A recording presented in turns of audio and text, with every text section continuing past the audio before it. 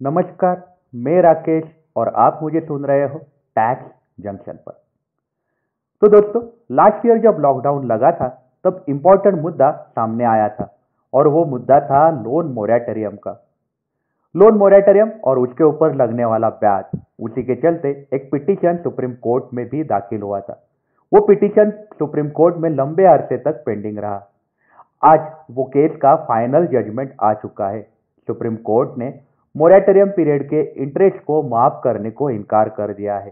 Supreme court ने interest on interest माफ किया जाएगा, लेकिन ब्याज जो है मोरेटोरियम पीरियड का वो आपको भरना पड़ेगा। वो ब्याज जो है वो डिफर किया जाएगा, मतलब 6 महीने का मोरेटोरियम पीरियड है, 6 महीने के ब्याज की पूरी टोटल की जाएगी और 7वें महीने में वो आपके लोन अकाउंट के बैलेंस में ऐड कर दिया जाएगा और उसके ऊपर आपके ईएमआई आपको भरने पड़ेंगे। यह मुद्दा अब सामने आ रहा है। तो आज जब सुप्रीम कोर्ट ने फैसला दिया तब क्या क्या मुद्दे सामने आए थे, आइए करते हैं हम उस बारे में ब्रीफ में बातचीत। तो ये पिटीशन था small scale industries manufacturers versus union of India. Petitioner की अलग अलग मांगे थी। आइए जानते हैं क्या क्या मांगे थी पिटिशनर की। पिटिशनर थे वो सुप्रीम कोर्ट से रिक्वेस्ट कर रहे थे कि बैंकें जो है वो मोरेटोरियम पीरियड का जो इंटरेस्ट लगाया गया है वो इंटरेस्ट पूरा का पूरा माफ कर दे। जो भी लोन अकाउंट में इंटरेस्ट चार्ज हो रहा था वो माफ कर दे, ऐसी मांग रखी थी।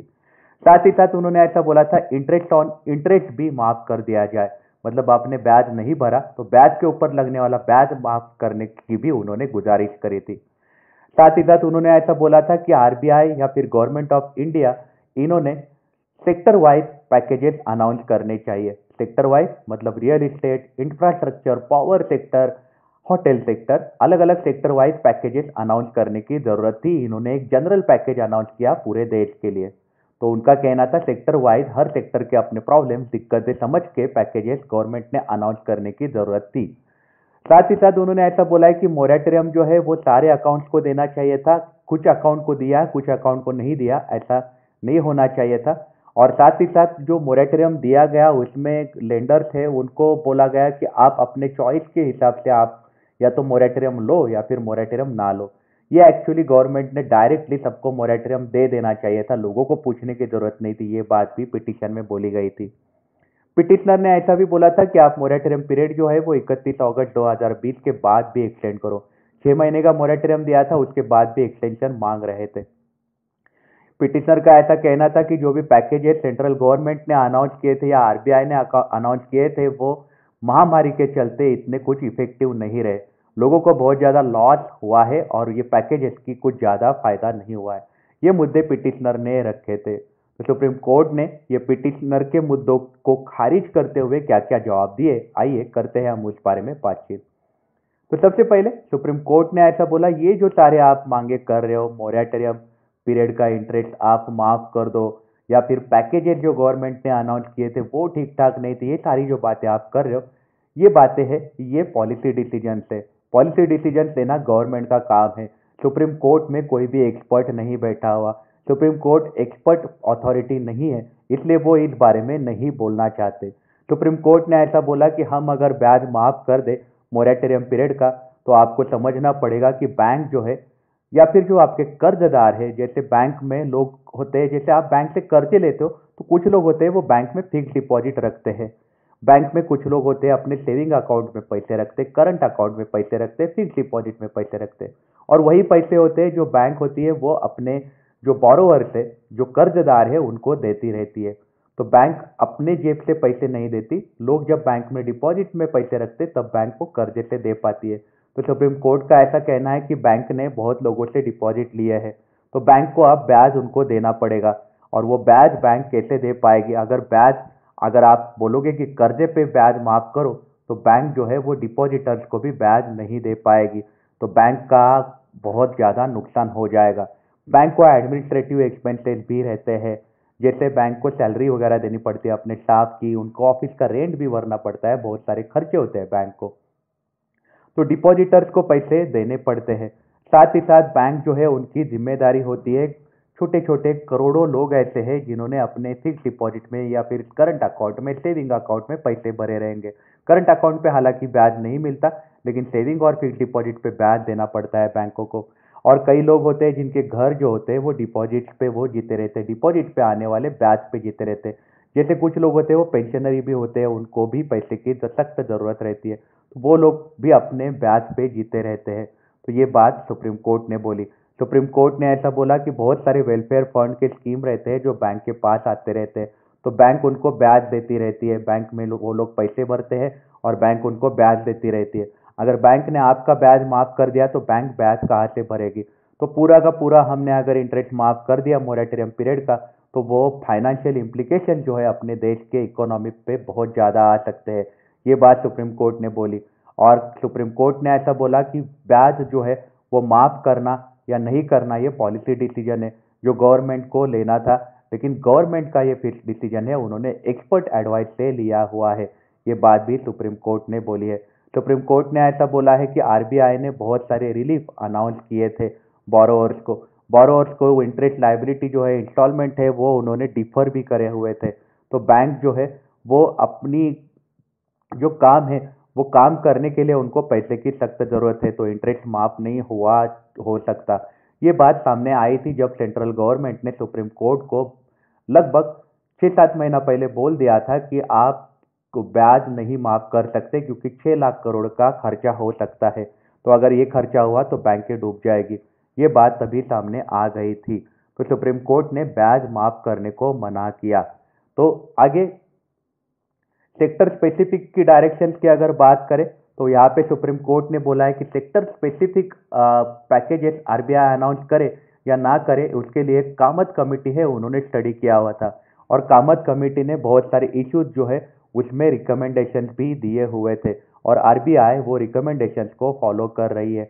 और उन्होंने लगभग 26 सेक्टर जो है उसके बारे में बात बोली थी। तो यहाँ पे सुप्रीम कोर्ट ने क्लियरली बोला है सेक्टर जो है, हर सेक्टर अलग अलग तरीके से सफर किया रहेगा। जैसे रियल इस्टेट है उनको ज़्यादा दिक्कतें आई थी, होटल वाले हैं उनको बहुत ज़्यादा दिक्कतें आई थी, पावर सेक्टर को कंपैरेटिवली कम दिक्कतें आई थी।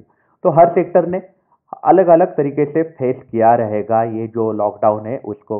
तो पिटिशनर जो है वो सेक्टर स्पेसिफिक रिलीफ प्रे नहीं कर सकते, ये बात भी सुप्रीम कोर्ट ने बोली है।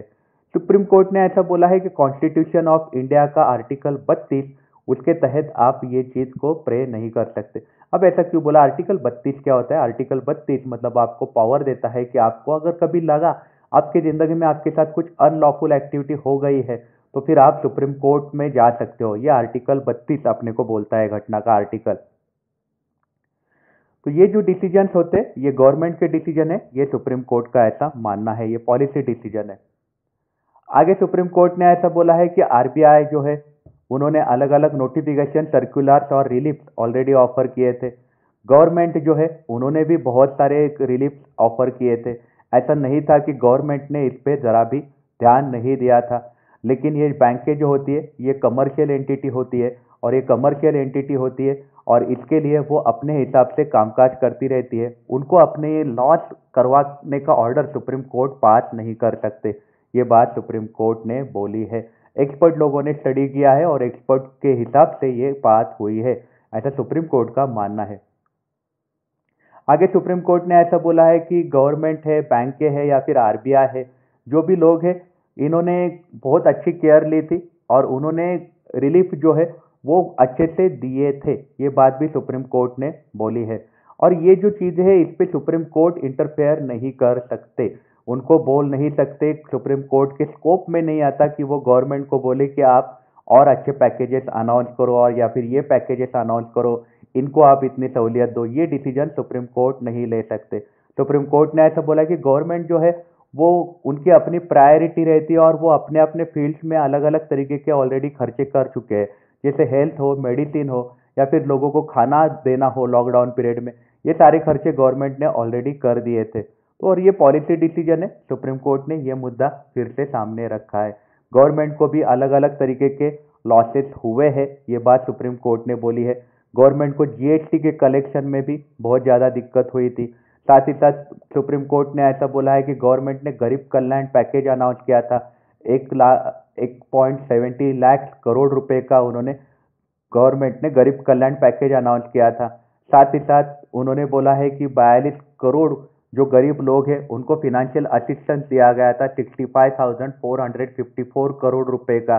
साथ ही साथ आत्मनिर्भर पैकेज अनाउंस किया था 20 लाख करोड़ का। एमएसएमई और non banking financial corporation, agriculture sector, हर किसी के लिए गवर्नमेंट ने पैकेजेस भी अनाउंस किए थे। तो सुप्रीम कोर्ट का ऐसा मानना है कि सेंट्रल गवर्नमेंट और आरबीआई उन्होंने कुछ नहीं किया, ऐसा तो नहीं बोल सकते। और ये जो रिलीफ पैकेज अनाउंस किए गए थे तो उनके ऊपर फाइनेंशियल बर्डन ऑलरेडी आ गया था, ये सबको नहीं भूलना चाहिए। तो सुप्रीम कोर्ट का ऐसा मानना है कि गवर्नमेंट ने ऑलरेडी आपके लिए जो करना था वो कर दिया था और उसके ऊपर आप और बेनिफिट नहीं मांगने चाहिए सुप्रीम कोर्ट का, इसलिए ये खारिज किया है।